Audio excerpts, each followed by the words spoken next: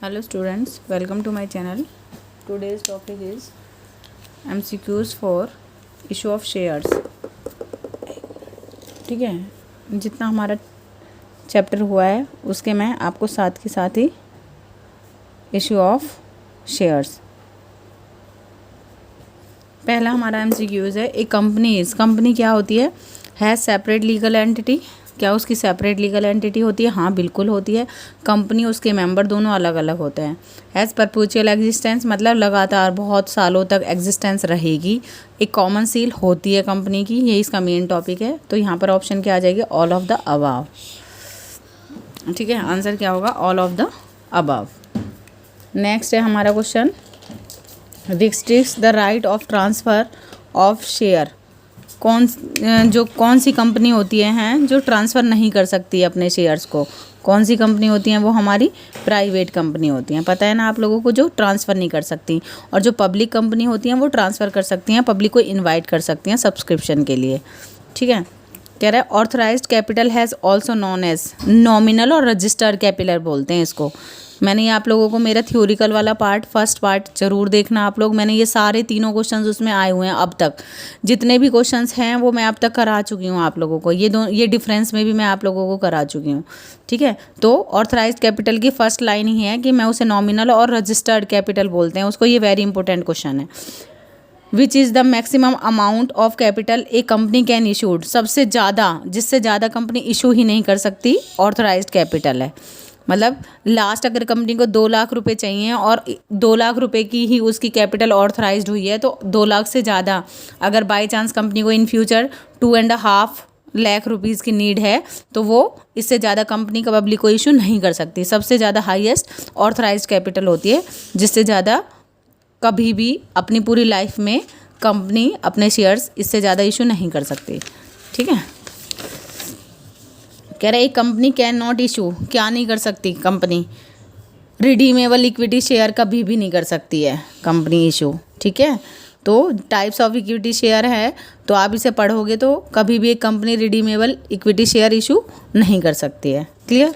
अब देखो ये वाले क्वेश्चंस भी बहुत अच्छे वाले क्वेश्चंस है। कह रहा है every share holder has a right to receive a share certificate from the company who share has purchased. ये क्या होता है? पहले आपको रीज़न देते हैं, रीज़न के बाद तुम्हें सबसे पहले देंगे मेन, मतलब इसको बोलते हैं, हिंदी में बोल देते हैं कथन।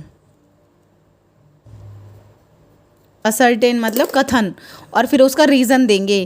क्या जो ये ऊपर कहा गया है वो सच है? क्या उसका यही रीज़न है एग्जैक्ट? तो आपको बताना है। और ऑप्शन क्या मिलेंगी कि दोनों सही हैं और जो आर है, जो रीज़न है, बिल्कुल करेक्ट है। मतलब जैसे मैं कहूँ कि आपके स्कूल 1 ईयर के लिए क्लोज रहे, ये होगी हमारा असर्टेन कथन। क्यों रहे? ड्यू टू कोविड की वजह से, तो बिल्कुल सही है।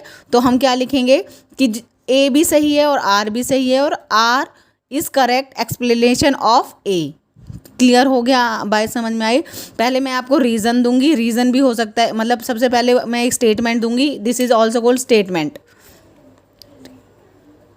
ये होगी स्टेटमेंट, फिर उसका स्टेटमेंट का रीज़न होगा। तो आपको बताना है क्या ये जो स्टेटमेंट है उसके लिए एग्जैक्ट रीज़न बिल्कुल करेक्ट है या नहीं है। कह रहा है share certificate is a conclusive evidence. ये कंक्लूसिव एविडेंस होती है of the title of a person to share which are written in his name in the certificate. जिस पे क्या लिखा होता है उस पर्सन का नेम एज ए सर्टिफिकेट। तो बिल्कुल करेक्ट कह रहा है कि ज़रूरी है उस पर नेम वगैरह उसकी सारी डिटेल लिखी होती है इस सर्टिफिकेट पे। तो करेक्ट कह रहा है, दोनों बातें बिल्कुल सही हैं। तो ए और आर दोनों सही हैं, और आर बिल्कुल अच्छे से डिफाइन कर रहा है किसको? ए को। क्लियर? फिर वो दूसरा ऑप्शन कहेगा दोनों सही हैं लेकिन आर करेक्ट एक्सप्लेनेशन नहीं है। नहीं, बिल्कुल करेक्ट एक्सप्लेनेशन है। वो कहेगा ए ट्रू है बट आर फॉल्स है, या फिर ए फॉल्स है आर ट्रू है। तो कौन सा आएगा? ऑप्शन ये। ठीक है, ऐसे क्वेश्चंस बहुत आते हैं एग्जाम में। उसके बाद कह रहा है bonus share means share issue to. Bonus share कौन से होते हैं? जो हम अपने ही, मतलब जो एक्स्ट्रा प्रॉफिट हो रहा होता है ना कंपनी को, तो वो अपने ही बंदों को दे देती है जो उसमें काम कर रहे होते हैं, उनको एक्स्ट्रा बेनिफिट बोनस मिल गया। ऐसे नहीं बोलते पापा दिवाली पे बोनस मिलेगा, ये मिलेगा, है ना? तो वो बोनस मतलब जो एक्स्ट्रा पैसे मिलते हैं। और किसको मिलते हैं? मैं अगर उस कंपनी में वर्क कर रही हूँ, मैं ओल्ड हूँ, उसका ओल्ड मेंबर हूँ, तो मुझे मिलेगा, न्यू को नहीं मिलेगा। या फिर मतलब जो पुराने हैं, जो अच्छा काम कर रहे हैं, उनको ही मिलता है। बोनस शेयर क्या, workers in lieu of their shares in profit existing equity share holder. हाँ देखो, जो एग्जिस्टिंग है, क्लियर है, जो भी इक्विटी शेयर होल्डर है एग्जिस्टिंग। पहली बात तो बोनस किसको मिलेगा, equity share holder. Equity share holder कौन से होते हैं, जिनको सारे खर्चे देने के बाद अगर कोई एक्स्ट्रा प्रॉफिट बढ़ जाता है। दो टाइप के होते हैं, प्रेफरेंस शेयर और equity share.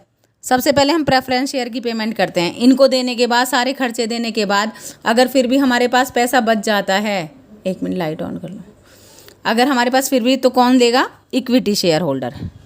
Equity share holder इनको ही है कि अगर एक्स्ट्रा पैसा आ रहा है तो इक्विटी शेयर होल्डर ही पैसे लेंगे, ठीक है।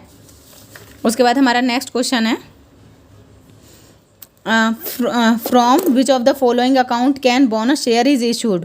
किस में से, किसी में से भी। बोनस शेयर का मतलब है भाई किसी भी तरीके से आपको प्रॉफिट हो गया, ठीक है, वो बचा हुआ है, तो अपने पुराने शेयर होल्डर होंगे, जो भी पुराने मेंबर्स जिनके पास इक्विटी शेयर होंगे, उनको आप दे देंगे। Balance in the P&L account, बिल्कुल, शेयर प्रीमियम का पैसा भी और जनरल रिजर्व का भी पैसा, तो इनसे किसी से भी बोनस जो हमारे को मिल सकते हैं, ठीक है। Premium issued of share is determined as, premium जो इशू हम शेयर इशू करते हैं ना, वो प्रीमियम पर भी इशू करते हैं, तो उसको कौन डिटरमाइन करता है, तो सिक्योरिटी, ये बहुत आया हुआ है क्वेश्चन, सिक्योरिटी एंड याद रखना, security and exchange board of India ये डिफाइन करता है कि प्रीमियम कितना होगा चार्ज, ठीक है। Premium received on issue of share, जो इशू पर हम, देखो प्रीमियम क्या होता है, 10 रुपीज़ वाले शेयर को मैं अगर 12 रुपीज़ में इशू कर देती हूँ तो 2 रुपये मेरे प्रीमियम के हुए, ठीक है, जब मुझे एक्स्ट्रा पैसा मिलता है। तो इसे डिफाइन कौन करता है, पहली बात तो security and exchange board of India. दूसरी बात वो कहते हैं प्रीमियम रिसीव, जो ये रिसीव किया हुआ है ना, इसको कहाँ शो करते हैं, ठीक है, याद रखना हमेशा, जो भी मेरा इक्विटी एंड लाइबिलिटी साइड आएगा, इक्विटी एंड लाइबिलिटी में ये आएगा बैलेंस शीट में, ठीक है, इक्विटी एंड लाइबिलिटी में, बैलेंस शीट में लाइबिलिटी साइड। मैं आपको बुक में भी शो कर सकती हूँ, एक मिनट रुक जाओ। उसके रिजर्व एंड सरप्लस वाले कॉलम पे आता है ये रहा। जैसे देखो, सबसे पहले होते हैं share holder fund, share capital हम कैलकुलेट करते आ रहे हैं। उसके बाद सेकंड होता है रिजर्व एंड सरप्लस में वो प्रीमियम ऑन इक्विटी शेयर हो या किसी भी शेयर पे हो, प्रीमियम यहाँ पर आता है हमेशा, ठीक है, मैंने अपनी थ्योरी वाली क्लास में बताया हुआ है। A private company does not, private company क्या नहीं कर सकती है, पब्लिक को इन्वाइट नहीं कर सकती सब्सक्रिप्शन के लिए, ठीक है, ये पब्लिक को कभी भी इनवाइट नहीं कर सकती सब्सक्रिप्शन के लिए। उसके बाद नेक्स्ट क्वेश्चन है हमारा, in case of company limited by shares, company limited by share का मतलब होता है private company, the liability of a member limited to the extent of, कह रहा है कि जो भी लिमिटेड कंपनी है ना, उसके जो मेंबर्स की लाइबिलिटी होती है वो कहाँ तक लिमिटेड होती है। मान लो वो मैंने स्पेशली बता रखा है, 10 रुपये का शेयर है और 8 रुपये उसने पे कर दिए, तो उसकी लाइबिलिटी की वो बस 2 रुपये और देगी आपको। 10 रुपीज़ का शेयर था, 8 आप पे कर चुके हैं, ठीक है, तो कौन सी अमाउंट है, 2 रुपीज़ जो अनपेड है, ये कौन सी अमाउंट होगी, अनपेड, तो सिर्फ अनपेड अमाउंट तक ही आपकी लाइबिलिटी है। कंपनी आपसे सिर्फ 2 रुपये जो अनपेड है वो ही मांग सकती है, इससे ज़्यादा पैसे नहीं मांग सकती। ये होती है उसकी फेस वैल्यू, शेयर की फेस वैल्यू जितनी है, जो आपने पैसा नहीं दिया, 8 आप दे चुके हैं, वो कंपनी मांगेगी ही नहीं। जो आपने नहीं दिया, जो अनपेड है, बस उतना ही मांग सकती है, उससे 1 रुपये भी फालतू नहीं मांग सकती कंपनी आपसे। Unpaid amount of the share held by him, ठीक है। Premium on issue of shares can be used for, जो भी इशू है वो किस किस के लिए यूज़ हो सकता है, issue of bonus share, payment of dividend, payment of operating expenses, redemption of debenture, बस ये किस लिए, इशू ऑफ बोनस शेयर के लिए हो सकता है, या फिर प्रीमिलरी एक्सपेंसेस होते हैं उनको राइट ऑफ करने के लिए हो सकता है, ठीक है, क्लियर। उसके बाद कह रहा है इन case of company buy back, buy back मतलब अपने ही जो शेयर्स होते हैं खरीद लेना, वो सिर्फ शेयर में होता है, ठीक है। बाय बैक वर्ड कहाँ से रिलेटेड है, शेयर से। अंडर राइटिंग कमीशन, ये वेरी इंपॉर्टेंट क्वेश्चन है, very important. Under writing commission is payable on the following basis, the issue किस पे होता है under writing commission, issue price of share. Issue price का मतलब होता है paid up value, paid up value भी कहते हैं इसको, ठीक है। क्लियर। तो ये underwriting commission is payable on the following basis, कौन से वाले basis underwriting commission, the issue price of share, clear हो गया। नॉमिनल प्राइस नहीं आएगा, मार्केट प्राइस नहीं आएगा, application money received on share नहीं, जो भी उसका इशू प्राइस है, जो भी उसकी फेस वैल्यू है, जितने पे वो इशू हुआ है, बस अंडरराइटिंग कमीशन उसी पर ही पेबल होगा, ठीक है। फिर है हमारा ये मेन टॉपिक है, शेयर्स दो टाइप के होते हैं, equity share and preference share, तो आंसर आ जाएगा 2, क्लियर। उसके बाद कह रहा है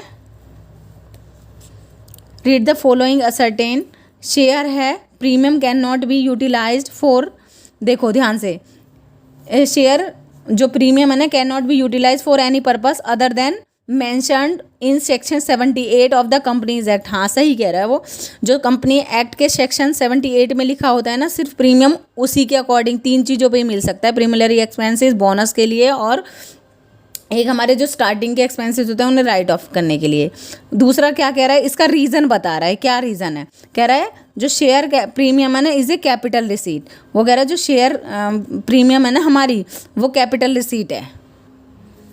तो ये तो बिल्कुल करेक्ट है, ये भी करेक्ट है, लेकिन ये और ये दोनों एक, मतलब इन दोनों को कनेक्ट नहीं कर सकते, दोनों अपनी जगह करेक्ट हैं, लेकिन एक ही आर एग्जैक्ट एक्सप्लेनेशन नहीं है, ठीक है, समझ रहे हैं आप। तो वो कहेगा दोनों ट्रू हैं लेकिन आर करेक्ट एक्सप्लेनेशन नहीं है, एक ही। देखो ध्यान से सुनो, जो ये प्रीमियम आप रिसीव करते हो ना, जो भी प्रीमियम है, ये सिर्फ कहाँ कहाँ यूटिलाइज कर सकते हो आप, ओपनिंग एक्सपेंसेस को, जो भी आपके ऑपरेटिंग एक्सपेंसेस होते हैं उनको राइट ऑफ करने के लिए, बोनस शेयर को इशू करने के लिए, और जो शेयर्स और डिबेंचर्स होते हैं ना आप लोगों से, उनके कमीशन, जो भी उन पे कमीशन है उसको राइट ऑफ करने के लिए, बस ये 3 ही जगह यूज़ होता है, इसके अलावा ये कहीं यूज़ नहीं होता है। दूसरा, ये कैपिटल रिसीट तो है इसलिए लाइबिलिटी में शो होता है, बट ये नहीं कह सकते ये इसका एग्जैक्ट एक्सप्लेनेशन है, दोनों अलग अलग वर्ड हैं, दोनों करेक्ट हैं, लेकिन ये इसका करेक्ट एक्सप्लेनेशन नहीं है, ठीक है, समझ गए आप लोग। तो ये 17 क्वेश्चंस आप लोगों के हो गए हैं, ऐसे ही मैं एक एक और वीडियो बनाती जाऊँगी, तो प्लीज़ आप ज़्यादा से ज़्यादा लोगों को शेयर करते रहें और सब्सक्राइब करें मेरा चैनल, ठीक है।